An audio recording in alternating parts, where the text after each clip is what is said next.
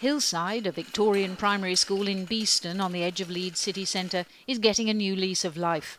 Classrooms are being turned into a business and enterprise centre. Local people will be able to rent a desk or a whole office and meeting rooms. The restaurant will be open to the public. There's space for a creche. That's the production suite. Leeds 11 FM, a community radio station, is moving in. 63% of the space is already let. We want to see it as a hub for local people and for business.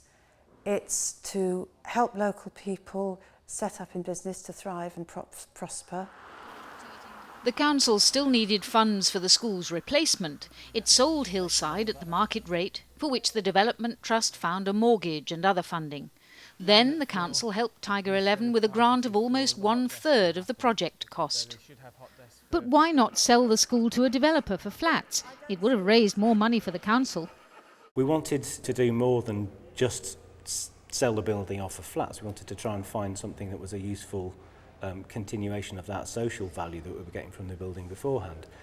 We're really confident that Tiger 11 are going to do fantastic things over the years, and that will really be the return from this building just as much as the hundreds of thousands that have come from the sale of the building.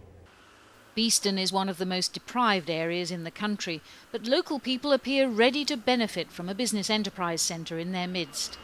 And that helps Leeds fulfil the requirement to build thriving, stable neighbourhoods. Community asset transfer isn't restricted to the big cities. Any council, large or small, urban or rural, of any political persuasion can take up the scheme in partnership with the local community. The DTA, the Development Trusts Association, unites 500 organisations with similar projects, and together, development trusts across the country now have over £400 million worth of assets in community ownership. We don't want to see local authorities transfer things which are, a white elephant, which will never succeed. Our watchword on this is viability, not liability. So part of our effort is to make sure that we draw on the enormous expertise that now exists across the country about how to do this well. Dunham Hill School in Cheshire was due to close when a local businessman was found to finance a private school where the community could use the hall and playing fields too. The scheme fulfils the Cheshire County Council Community Asset Strategy. It fulfils the community wishes to take ownership of the site, and it also fulfils the community wishes for a school to be retained on the site.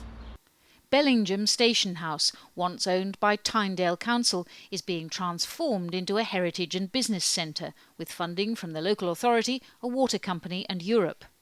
So what we've gained is empowering a local community.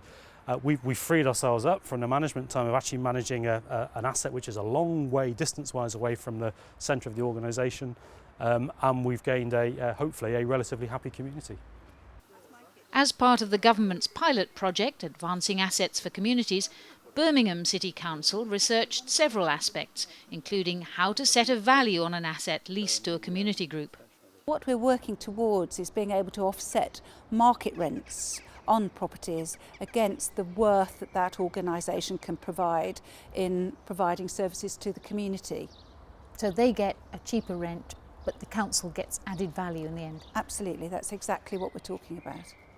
The author of the government's recent review into asset transfer says the idea's taking off, and there's new advice for authorities still wary of the risks.